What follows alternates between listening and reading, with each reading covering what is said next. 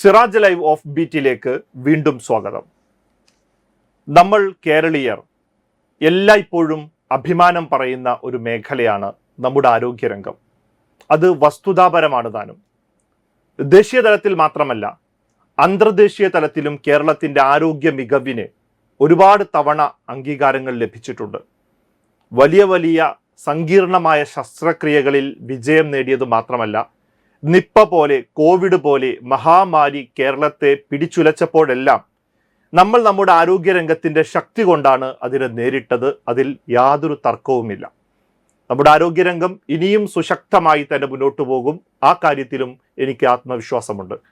പക്ഷേ ചോറിനകത്ത് നമ്മൾ കറുത്ത വറ്റി എന്ന് പറയുന്നത് പോലെ അടുത്ത കാലത്തായി നമ്മുടെ പല സർക്കാർ മെഡിക്കൽ കോളേജുകളിലും സർക്കാർ ആശുപത്രികളിലും ഒരു വേള സ്വകാര്യ ആശുപത്രികളിലുമെല്ലാം ചികിത്സാ പിഴവ് ആവർത്തിക്കുന്ന ഒരു ദുരന്തമായി മാറിയിട്ടുണ്ട്. അതിലേറ്റവും ഒടുവിലത്തെ ഉദാഹരണമാണ് കഴിഞ്ഞ ദിവസം കോഴിക്കോട് ചെറുവണ്ണൂർ മധുര ബസാറിലുള്ള വെറും 4 വയസ്സ് പ്രായമുള്ള ഒരു ഇളം കുരുന്നിനോട് ഡോക്ടർമാർ ചെയ്തത്. ആ കുട്ടിയുടെ 6-ാം വിരൽ, കൈപ്പത്തിയുടെ എക്സ്ട്രയുള്ള 6-ാം വിരലിന് ശസ്ത്രക്രിയക്ക് വേണ്ടി കോഴിക്കോട് മെഡിക്കൽ കോളേജിൽ കുട്ടിയെ അഡ്മിറ്റാക്കുന്നു. ശസ്ത്രക്രിയ കഴിഞ്ഞ് കുട്ടിയെ തിരിച്ചു കൊണ്ടുവന്നപ്പോൾ കുട്ടിയുടെ കയ്യിൽ കെട്ടൊന്നും കാണുന്നില്ല. പക്ഷെ കുട്ടിയുടെ വായയിൽ പഞ്ഞി തിരുകിയ അവസ്ഥയിലാണ്. അമ്പരന്ന മാതാപിതാക്കൾ വിഷയം അന്വേഷിച്ചപ്പോഴാണ് വലിയൊരു മെഡിക്കൽ നെഗ്ലിജൻസ് പുറത്തു വരുന്നത്. കുട്ടിയുടെ 6-ാം വിരൽ നീക്കം ചെയ്യുന്നതിന് പകരം നാവിന് ശസ്ത്രക്രിയ ചെയ്തിരിക്കുന്നു. നിങ്ങൾ ആലോചിക്കണം, എത്ര ഹീനമായ കുറ്റകൃത്യമാണ് യഥാർത്ഥത്തിൽ ഇത്. എന്തായാലും ആ വിഷയത്തിൽ ആരോഗ്യവകുപ്പ് ശക്തമായ നടപടികളുമായി മുന്നോട്ട് പോവുകയാണ്. ഡോക്ടറെ സസ്പെൻഡ് ചെയ്ത് കഴിഞ്ഞു, കേസെടുത്തു കഴിഞ്ഞു. എന്തുകൊണ്ടാണ് ഇത്തരത്തിൽ ചികിത്സാ പിഴവുകൾ ആവർത്തിക്കുന്നത്? ഇത് കേരളത്തിൽ കോഴിക്കോട് മെഡിക്കൽ കോളേജിന്റെ ചരിത്രത്തിലെ ആദ്യത്തെ സംഭവമല്ല. ഹർഷിനെയൊന്നും നമ്മൾ മറന്നുപോയിട്ടില്ല. എന്തുകൊണ്ട് ചികിത്സാ പിഴവുകൾ ആവർത്തിക്കുന്നു? ഇതിനാരാണ് ഉത്തരവാദികൾ? എന്താണ് ഇതിന് പരിഹാരം? അതാണ് ഓഫ് ബീറ്റ് ഇന്ന് ചർച്ച ചെയ്യുന്നത്.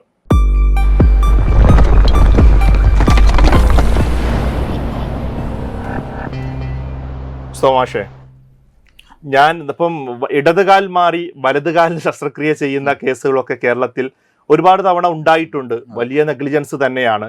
പക്ഷെ ഇവിടെ കൈയുടെ 6-ാം വിരലിന് നീക്കം ചെയ്യാൻ ഒരു ശസ്ത്രക്രിയക്ക് വേണ്ടി തിയേറ്ററിൽ എത്തിച്ച ഒരു കുട്ടിയുടെ നാവിന് ശസ്ത്രക്രിയ ചെയ്യുക എന്ന് പറയുമ്പോൾ അത് വളരെ ഗുരുതരമായ ഒരു മെഡിക്കൽ നെഗ്ലിജൻസ് ആണ്. ഡോക്ടർമാർ അതിന് പല വിശദീകരണങ്ങളും നൽകുന്നുണ്ട്. എങ്കിൽ പോലും അതൊന്നും വിശ്വസനീയമായ വിശദീകരണങ്ങളായിട്ട് എനിക്ക് അനുഭവപ്പെടുന്നില്ല. സാധാരണക്കാരായ ആളുകൾക്കൊന്നും അത് അനുഭവപ്പെടുന്നില്ല. കാരണം ആ കുട്ടിയുടെ നാവിന് ഒരു ടങ്ങുണ്ട്, ഒരു നാവിന് കെട്ട് എന്ന് പറയുന്ന സംസാര വൈകല്യത്തിന് സാധ്യതയുള്ളൊരു അവസ്ഥ കണ്ടുപിടിച്ചു എന്നും അതുകൊണ്ടാണ് നാവിന് ശസ്ത്രക്രിയ ചെയ്തതെന്നും ഒക്കെ ഡോക്ടർമാർ ഇപ്പോൾ വിശദീകരിക്കുന്നുണ്ടെങ്കിൽ പോലും, അങ്ങനെ ഇനി നാവിന് കണ്ടെത്തിയാൽ പോലും അങ്ങനെ ഒരു ശസ്ത്രക്രിയ ഒറ്റയടിക്ക് ഡോക്ടർക്ക് ചെയ്യാൻ കഴിയുമോ? ബന്ധുക്കളെ വിവരം അറിയിക്കാതെ അതിലേക്ക് പോവാൻ മാത്രം ഗുരുതരമായ ഒരു പ്രശ്നം അല്ലാത്തത് കൊണ്ട് തന്നെ അങ്ങനെ പോവേണ്ടിയിരുന്നുള്ളതൊക്കെ ഒരുപാട് ചോദ്യങ്ങളുണ്ട്. എൻ്റെ ടേക്കിൽ ഞാൻ അതിൻ്റെ കാര്യങ്ങളിലേക്ക് വരാം. മുസമാഷ്, എന്താണ് പറയാനുള്ളത്? അല്ല, ഇത് താങ്കൾ നേരത്തെ ചോറിലെ കറുത്ത വറ്റു എന്ന് പറഞ്ഞു. അത്ര അത് ലൈറ്റാണ്, കറുത്ത വറ്റല്ല. ഞാൻ കുറച്ചുകൂടി ഗുരുതരമായിട്ട് തന്നെയാണ് പറയുന്നത്. ചോറിലെ വിഷം തന്നെയാണത്. കാരണം നമ്മുടെ ആരോഗ്യ മേഖലയോടുള്ള നമ്മുടെ വിശ്വാസ്യത നഷ്ടപ്പെടുത്തുന്ന കാര്യമാണിത്. ഇനി വിചിത്രമായ കാര്യമാണ് ഇപ്പോൾ പറഞ്ഞിട്ടുള്ളത്. ഞങ്ങൾ നാവിൽ ഇങ്ങനെ ഒരു കുഴപ്പം കണ്ടു, അത് ഓപ്പറേറ്റ് ചെയ്തു, പിന്നീട് അവരോട് ചോദിച്ചു, അപ്പോൾ കയ്യിൻ്റെതും ഓപ്പറേറ്റ് ചെയ്തു എന്ന് പറയുന്നത് വിചിത്രമാണത്. അത് നമുക്ക് അത് വാദത്തിന് പോലും എടുക്കാൻ കഴിയുന്ന കാര്യമല്ല. അപ്പം തന്നെ തള്ളിപ്പോകും. എന്നാൽ ഡോക്ടർമാരോട് നമ്മൾ ചിലരോട് സംസാരിച്ചപ്പോൾ അവർ പറഞ്ഞിട്ടുള്ള മറ്റൊരു കാര്യമുണ്ട്. അതെന്താണെന്ന് വെച്ചാൽ, ഒരേ പേരിലുള്ള കുഞ്ഞുണ്ടായിരിക്കാം. അപ്പം ഈ കുഞ്ഞിനെ അനസ്തേഷ്യ കൊടുത്തിട്ട് കുറേ രോഗികളെ അനസ്തേഷ്യ കൊടുത്ത് കിടത്തിയിട്ടുണ്ടായിരുന്നു. അതിൽ ചിലരൊക്കെ പൂർണ്ണ അനസ്തേഷ്യ കൊടുത്തിട്ടുള്ളവരാണ്, ചില ഭാഗങ്ങളിൽ മാത്രം അനസ്തേഷ്യ കൊടുത്തിട്ടുള്ളതാണ്. അപ്പോൾ ഈ കുഞ്ഞിന് ഇങ്ങനെ ഭാഗികമായ ഇതിൽ പേരിൽ വ്യത്യാസം വന്നു. നാവിന് അസുഖമുള്ള വേറൊരു കുഞ്ഞുണ്ടാവാം. അപ്പോൾ ഈ കുഞ്ഞെന്ന് ധരിച്ച് ഇതാണെന്ന് കരുതി അതിന് നാവിൻ്റെ ഭാഗത്ത് ഓപ്പറേറ്റ് ചെയ്യാനുള്ള അനസ്തേഷ്യ കൊടുത്തു. ഡോക്ടർ ഒന്ന് നേരങ്ങ് ചെയ്തു. അതെ, ഈ കുറച്ചുകൂടി സാധ്യത ഇതാണെന്ന് എനിക്ക് തോന്നുന്നു. ഈ പേരിലുള്ള കളി കൊണ്ട് മാറ്റം സംഭവിച്ചിട്ടുണ്ടാവാം.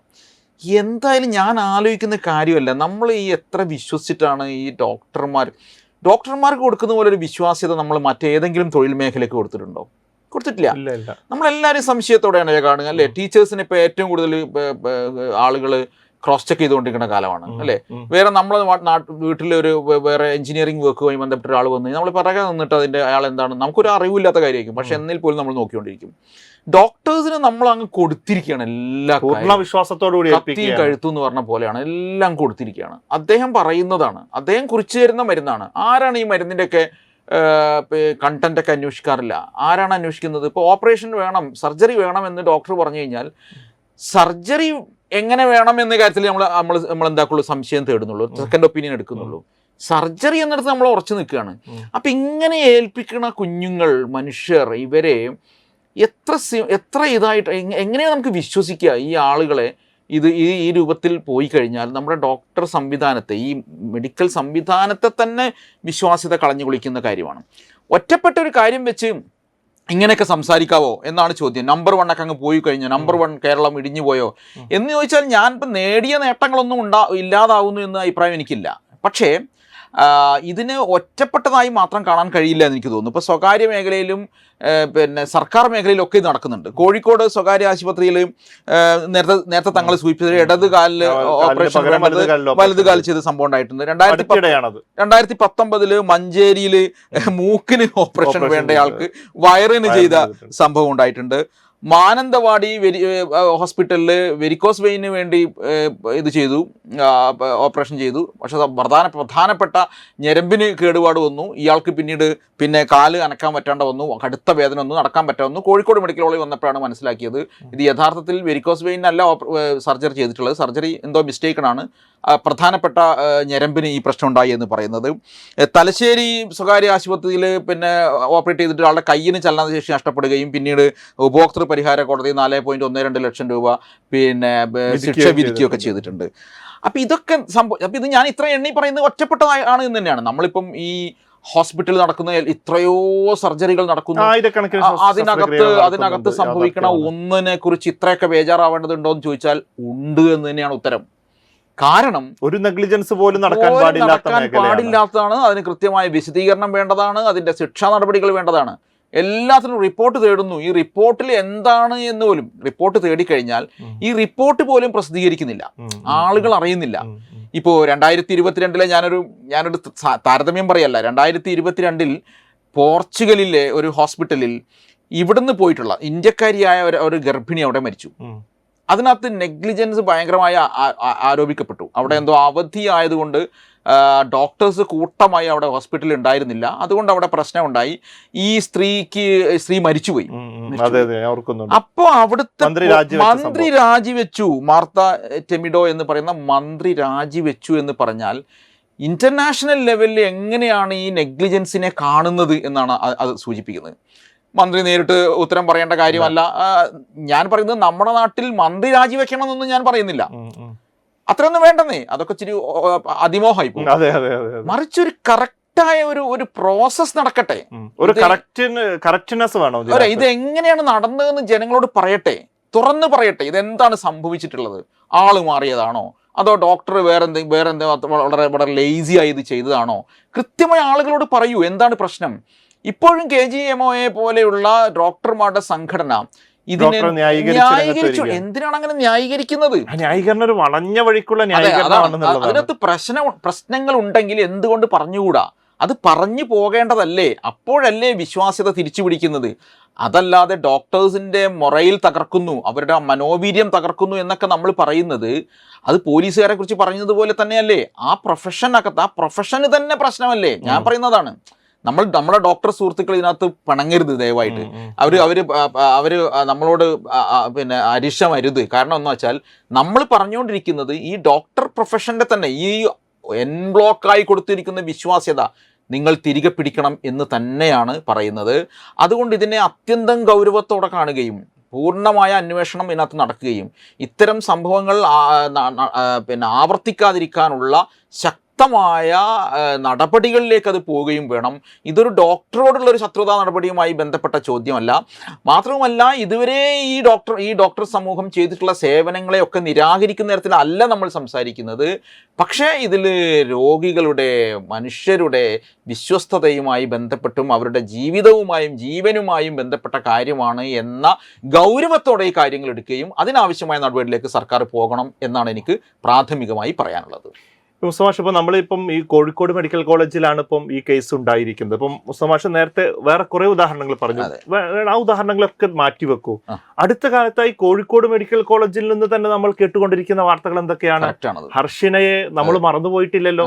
5 വർഷം വയറ്റിൽ കത്തുക വെച്ച് ആ സ്ത്രീ അനുഭവിച്ച വേദനക്ക് ഇന്നും പരിഹാരമായിട്ടില്ല.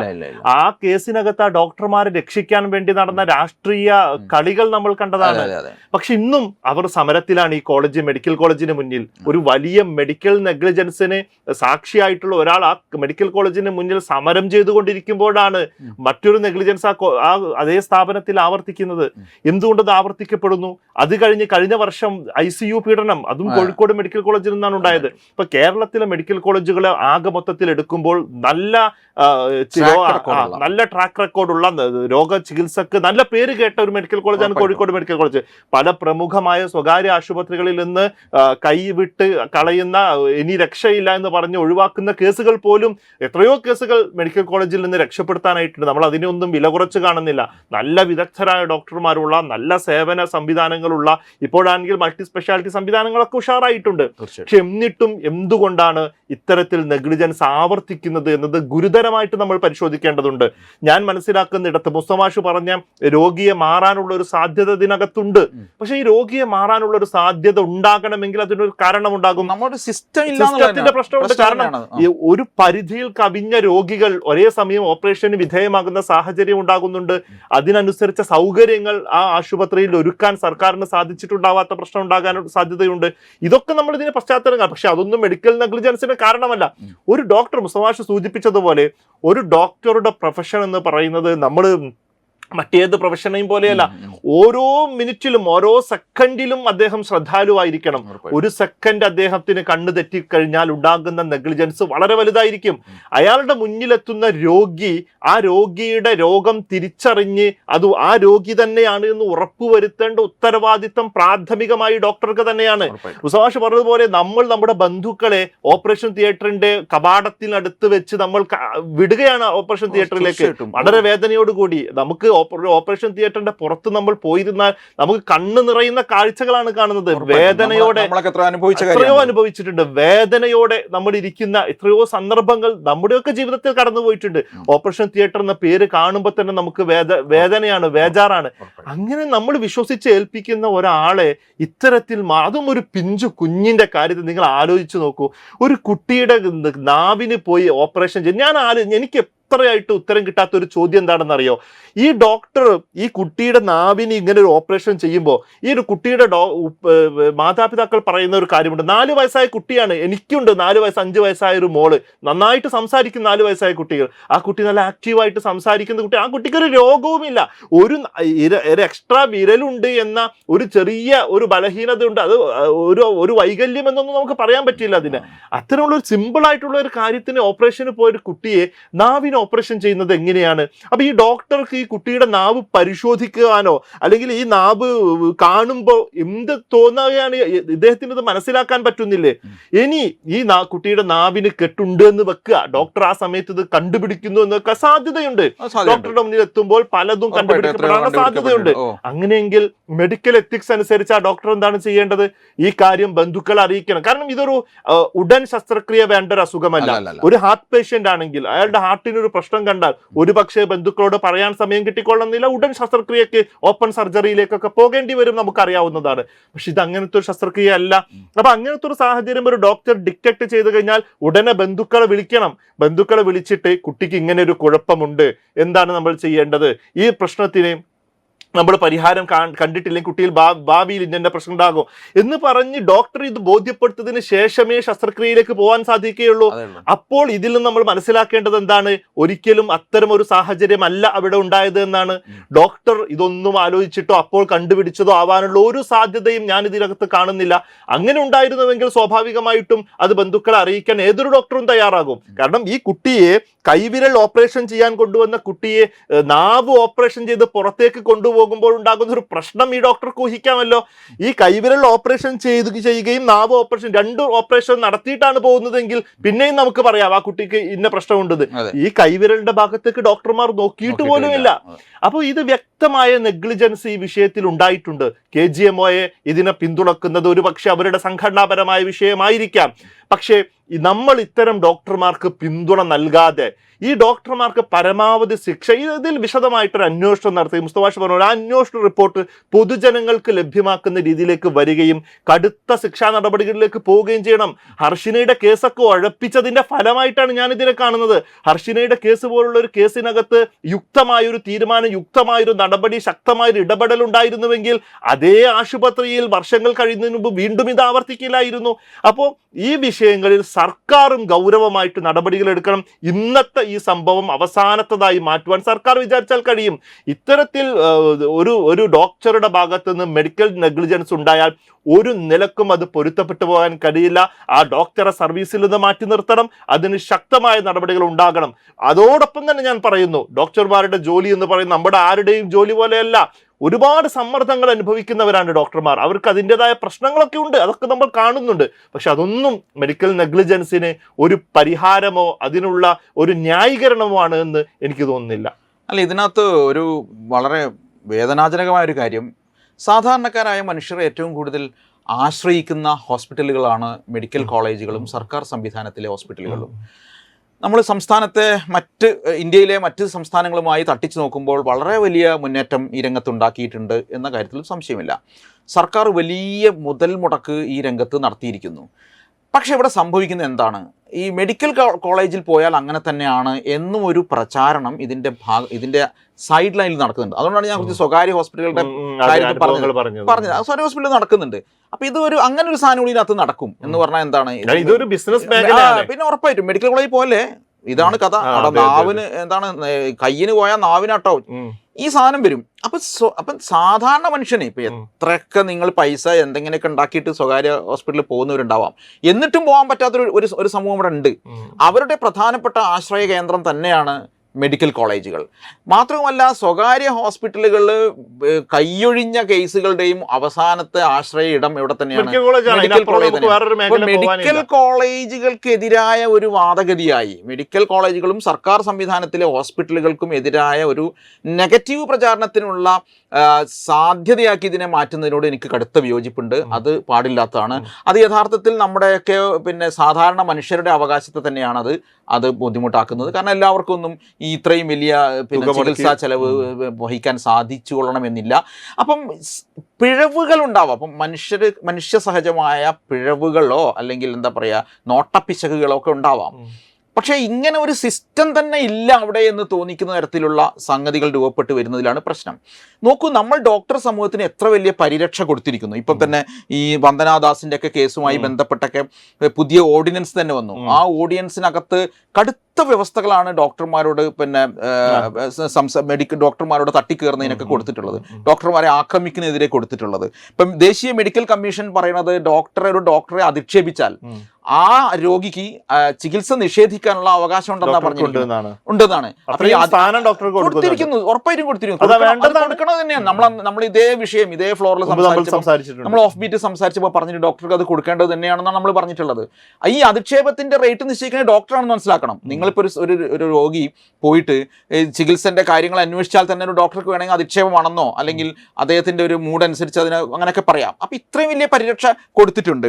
ഇപ്പം നമ്മുടെ 2012 നിലവിലെ ഓർഡിനൻസ് പ്രകാരം 6 മാസം മുതൽ 7 വർഷം വരെ തടവ് കിട്ടാവുന്ന പിന്നെ വകുപ്പുകൾ ചേർത്താണ് ഡോക്ടർമാർക്കെതിരെ സംസാരിച്ചാലോ അവർക്കെതിരെ ഈ അക്രമോത്സുകമായി പെരുമാറിയാലോ ഉള്ളത്. അപ്പോൾ ഒരു രോഗിയുടെ ഒരു അവസ്ഥയിൽ ഒരു പക്ഷേ അങ്ങനെയൊക്കെ സംഭവിച്ചേക്കാം. ഞാനീ പറഞ്ഞ ഏറ്റുമുട്ടണമെന്നോ കുഴപ്പമുണ്ടാക്കണമെന്നോ അല്ല.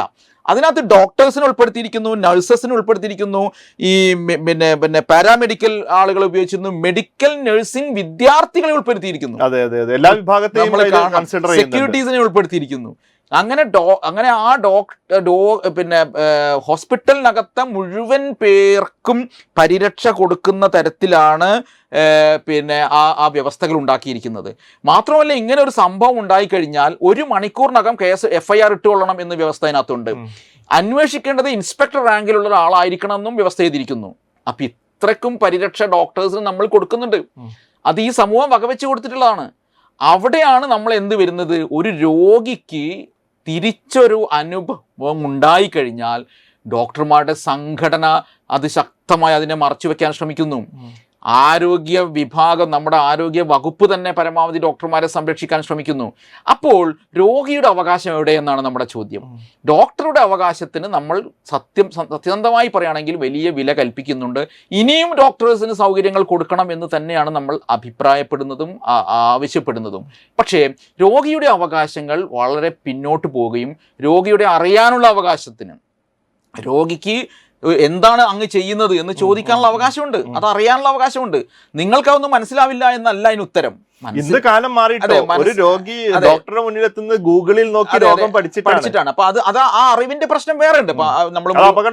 നമ്മൾ മുറിവൈദ്യന്മാരാവുന്ന പ്രശ്നം വേറെയുണ്ട്. പക്ഷെ അപ്പോഴും ഈ ഡോക്ടർ രോഗി എന്ന് പറയുന്ന റിലേഷൻ മാറുകയും അവർ തമ്മിൽ പരസ്പരം സംസാരിക്കുകയും മനസ്സിലാക്കുകയും ചെയ്യുന്നവരാവണം.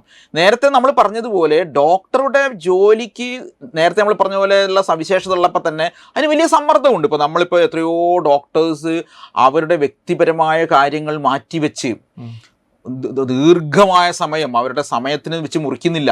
അപ്പോഴും ഈ രോഗിയുടെ കൂടെ നിൽക്കുകയും എന്താ പറയുക, ജീവൻ്റെ ചെറിയ ഒരു വേവ് അവിടെ കാണുമ്പോൾ ഉണ്ടാകുന്ന ആഹ്ലാദത്തിൽ അദ്ദേഹം അതിന് ആനന്ദം കൊള്ളുകയൊക്കെ ചെയ്യുന്ന എത്രയോ നിസ്വാർത്ഥരായ ഡോക്ടേഴ്സിൻ്റെ പരിശ്രമം ഇവിടെ നടന്നുകൊണ്ടിരിക്കുന്നുണ്ട്. എത്രയോ വിജയങ്ങൾ സംഭവിച്ചുകൊണ്ടിരിക്കുന്നുണ്ട്. ഈ വിജയങ്ങളൊന്നും നമ്മൾ ആഘോഷിക്കാറില്ല എന്നാണ് സത്യം.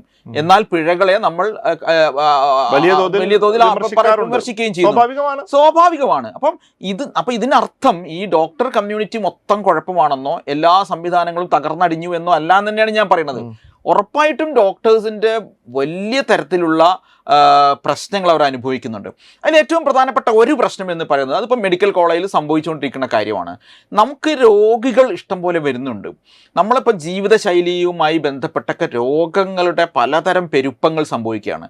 പുതിയ രോഗങ്ങൾ കടന്നു വരികയാണ്. അപ്പോൾ മഞ്ഞപ്പിത്തം എന്ന് പറയുന്ന രോഗം തന്നെ നോക്കൂ മാരകമായി കഴിഞ്ഞിരിക്കുന്നു. ഓരോ രോഗത്തിൻ്റെയും പുതിയ വെർഷൻസ് വരികയാണ്. അപ്പോൾ ഇങ്ങനെ വരുമ്പം രോഗികളുടെ എണ്ണം വലിയ തോതിൽ നമ്മുടെ ഹോസ്പിറ്റലിലേക്ക് വരുന്നുണ്ട്. അതിനൊത്ത നിലയിൽ എന്തില്ല, ഡോക്ടർമാരില്ല എന്ന ഡോക്ടർ കമ്മ്യൂണിറ്റിയുടെ പരാതി നമ്മൾ കാണാതിരിക്കാൻ വയ്യ. ഇപ്പം WHO തന്നെ പറയുന്നത് എന്താ പറയുക, 1000 രോഗികൾക്ക് ഒരു ഡോക്ടർ എങ്കിലും വേണം എന്നാണ്. നമ്മളിവിടെ അതിനേക്കാൾ എത്രയോ താഴെയാണ് അനുപാതം കിടക്കുന്നത്. ഏറ്റവും അടിയന്തിരമായി 17,000 ഡോക്ടേഴ്സിനെ എങ്കിലും വെക്കണമെന്നാണ് ഡോക്ടർമാരുടെ സംഘടന സർക്കാർ തലത്തിൽ ആവശ്യപ്പെട്ടുകൊണ്ടിരിക്കുന്നത്. ആ കണക്ക് ഒരുപക്ഷേ വ്യത്യാസം ഉണ്ടായിരിക്കാം. അപ്പം ഞാൻ പറഞ്ഞു വരുന്നത്, ഡോക്ടർമാരുടെ എണ്ണം വർദ്ധിപ്പിച്ചേ പറ്റൂ, അവർക്ക് നിയമനങ്ങൾ കൊടുത്തേ പറ്റൂ, അവർക്ക് കുറച്ചുകൂടി ഈ ഒഴിവ് വേളകളും അതുപോലെ തന്നെ ഡ്യൂട്ടി ഷെയർ ചെയ്യാനൊക്കെയുള്ള അവസരവും. ഹെക്ടിക്കാണ് ഒരു രോഗിക്ക് കൊടുക്കുന്ന സമയം, വളരെ ക്വാളിറ്റേറ്റീവായ ഒരു സമയം, ഗുണമേന്മയുള്ള സമയം ഒരു രോഗിക്ക് കൊടുക്കാനൊക്കെയുള്ള പറ്റണം. നമ്മുടെ മെഡിക്കൽ കോളേജൊക്കെ റെഫറൽ ഹോസ്പിറ്റലാണെന്ന് നമ്മൾ പറയും.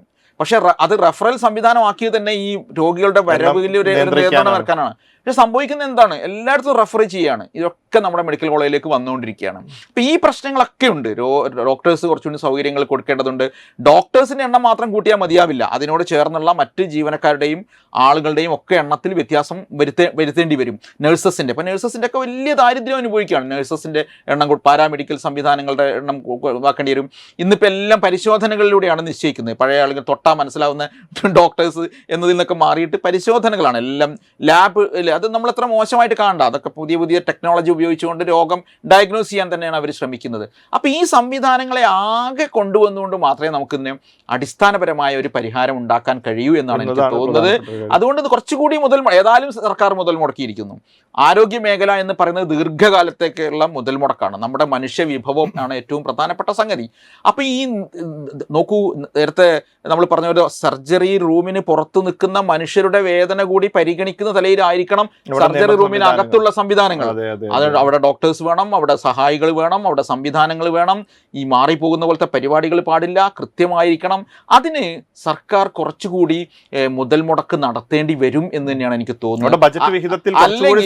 അല്ലെങ്കിൽ ഇപ്പോൾ നമ്മൾ നടത്തിയുള്ള മുതൽ മുടക്ക് തന്നെയും പാഴായി പോവുക തന്നെ ചെയ്യും. അപ്പൊ ഒരു ഭാഗത്ത് ഡോക്ടർമാർ അലസമാവുന്നുണ്ടെങ്കിൽ അതിനുള്ള പരിഹാരം ശക്തമായ അന്വേഷണവും നടപടികളും ഉണ്ടാവുകയും, മറുഭാഗത്ത് ഡോക്ടർ കമ്മ്യൂണിറ്റിയുടെ ആശങ്കകൾ, ജെനുവിനായ ആശങ്കകൾ പരിഹരിക്കുകയും ചെയ്തുകൊണ്ട് മാത്രമേ ഇനി ശരിയായ ഒരു പരിഹാരം ഉണ്ടാക്കാൻ കഴിയൂ എന്ന് എനിക്ക് തോന്നുന്നു. ഞാൻ കഴിഞ്ഞ ദിവസം സോഷ്യൽ മീഡിയയിൽ വൈറലായ ഒരു കാര്യം കൂടി പറഞ്ഞിട്ട് നമുക്ക് ഈ ചർച്ച അവസാനിപ്പിക്കുന്നത് ഈ സമയത്ത് ഉചിതമാണെന്ന് തോന്നുന്നു. ഒരു ഡോക്ടറുടെ ഗേറ്റിന് പുറത്ത് നമ്മൾ കഴിഞ്ഞ ദിവസം അദ്ദേഹം ഒരു നോട്ടീസ് പതിച്ചത് സോഷ്യൽ മീഡിയയിൽ വലിയ ചർച്ചയായൊരു വിഷയമാണ്. അതിങ്ങനെയാണ്: എൻ്റെ ജോലി ചെയ്യുവാനുള്ള ആരോഗ്യം ഇന്നെനിക്കില്ല, അതുകൊണ്ട് രോഗികളെ പരിശോധിക്കുന്നതും മരുന്ന് കൊടുക്കുന്നതും നിർത്തുകയാണ് ഡോക്ടർ രൈരു ഗോപാൽ.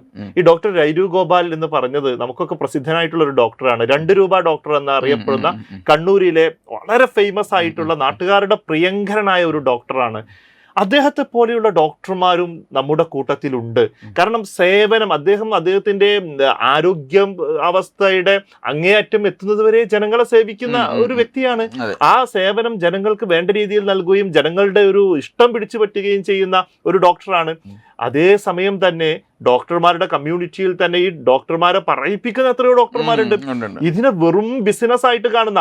എന്റെ അനുഭവത്തിൽ തന്നെയുണ്ട്. എന്റെ കുടുംബത്തിൽ ഒരു കുട്ടിക്ക് പിത്താശയത്തിലെ കല്ലുമായി ബന്ധപ്പെട്ട ഒരു പ്രശ്നം വന്നപ്പോൾ കോഴിക്കോട്ടെ പ്രസിദ്ധമായ ഒരു സ്വകാര്യ ആശുപത്രിയിലാണ് കുട്ടിയെ ആദ്യം കാണിച്ചത്. അവിടെ കാണിച്ചപ്പോൾ തന്നെ ഉടനെ തന്നെ അന്ന് അവൾക്ക് 18 വയസ്സേ പ്രായമുള്ളൂ. കാണിച്ച ഉടനെ തന്നെ ഡോക്ടർ പറയുന്നു, പിത്താശയ സഞ്ചി ഇപ്പൊ തന്നെ നീക്കണം, ഇപ്പൊ തന്നെ അഡ്മിറ്റ് ചെയ്യണം, ഇപ്പൊ തന്നെ നമുക്ക് സർജറിയിലേക്ക് പോകണം. അപ്പൊ എൻ്റെ ബന്ധു ഇത് കേട്ടപ്പോൾ പകച്ചുപോയി. കാരണം ഒരു 18 വയസ്സായ കുട്ടിയുടെ പിത്താശ സഞ്ചി അതേപോലെ എടുത്തു കളയാന്നത് എനിക്ക് ഒന്നുകൂടി ഒരു ഒപ്പീനിയൻ എടുക്കണമെന്ന് അദ്ദേഹത്തിന് തോന്നുകയാണ്.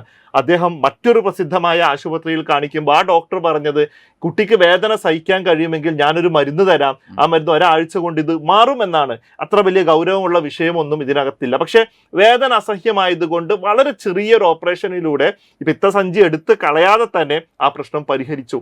അപ്പോൾ നിങ്ങൾ ആലോചിച്ച് നോക്കൂ, ഇതിനകത്തുള്ള ഒരു ബിസിനസ് കണ്ണ്. ഈ രീതിയിലേക്ക് ഡോക്ടർമാരും രോഗികളും ആശുപത്രികളും സംവിധാനങ്ങളും ഒക്കെ പോകുമ്പോഴാണ് മെഡിക്കൽ നെഗ്ലിജൻസും നിരന്തര വാർത്തയായിട്ട് മാറുന്നത്.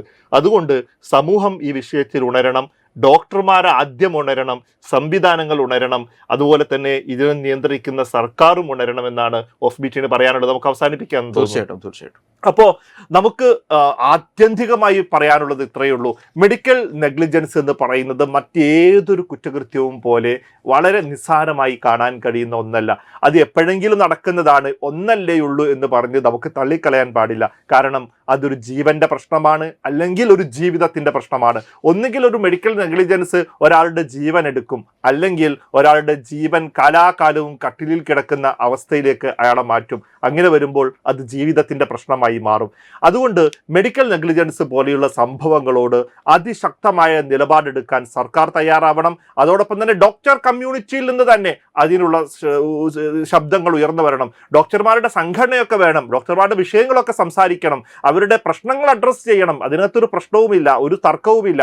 പക്ഷേ ഒരു മെഡിക്കൽ നെഗ്ലിജൻസ് വന്ന ഡോക്ടറെ എല്ലാവരും ചേർന്ന് സംരക്ഷിച്ച് അദ്ദേഹത്തിന് പച്ച പരവതാനി വിരിച്ചു കൊടുത്താൽ നാളെ വീണ്ടും ഇത്തരം മെഡിക്കൽ നെഗ്ലിജൻസുകൾ ആവർത്തിക്കുന്ന പ്രശ്നമുണ്ടാകും. ഇത്തരം ഡോക്ടർമാർക്കെതിരെ ഡോക്ടർ കമ്മ്യൂണിറ്റിയിൽ നിന്ന് തന്നെ നടപടികൾ ഉണ്ടാകണം. KGMO പോലുള്ള സംഘടനകൾ തന്നെ ഇത്തരം ആളുകൾക്കെതിരെ നടപടിയെടുക്കാൻ മുന്നോട്ട് വരണം. ഞാൻ ആദ്യവും അവസാനവും പറയുന്നു, ഡോക്ടർമാർ എന്ന് പറയുന്നത് പവിത്രമായ പാവനമായ ഒരു കർമ്മം നിർവഹിക്കുന്നവരാണ്. അവർ നമ്മുടെ ജീവൻ അവരുടെ കൈകളിൽ ഡോക്ടറിലാണ്. ഞാനായാലും നിങ്ങളായാലും ഒക്കെ നമുക്കൊരു അപകടം വന്നു കഴിഞ്ഞാൽ ആ ഡോക്ടറുടെ കനിവിലാണ്. രോഗങ്ങളൊക്കെ മാറ്റുന്നത് പടച്ച റബ്ബാണെങ്കിൽ പോലും അതിന് കാരണമാകുന്നത് ആ ഡോക്ടറുടെ ചികിത്സയാണ്. എത്രയോ ഡോക്ടർമാരുടെ മുന്നിലെത്തുമ്പോൾ മാറുന്ന എത്രയോ രോഗങ്ങൾ നമുക്കുണ്ടല്ലേ. നല്ലൊരു ഡോക്ടറുടെ മുന്നിലെത്തിയാൽ നമ്മുടെ രോഗം പകുതി മാറും. അപ്പോൾ ഇത്തരം വിഷയങ്ങൾ നമ്മുടെ മെഡിക്കൽ രംഗത്തിന് അപമാനമാണ്. ഇനി ഒരു മെഡിക്കൽ നെഗ്ലിജൻസിന്റെ വാർത്ത കേൾക്കാൻ നമുക്ക് അവസരം ഉണ്ടാകാതിരിക്കട്ടെ എന്ന് പറഞ്ഞുകൊണ്ട് ഈ ലക്കം ഇവിടെ അവസാനിക്കുന്നു. മറ്റൊരു വിഷയത്തിൽ നമുക്ക് വീണ്ടും കാണാം. വളരെ നന്ദി. waytonikah.com, the exclusive Muslim matrimonial site.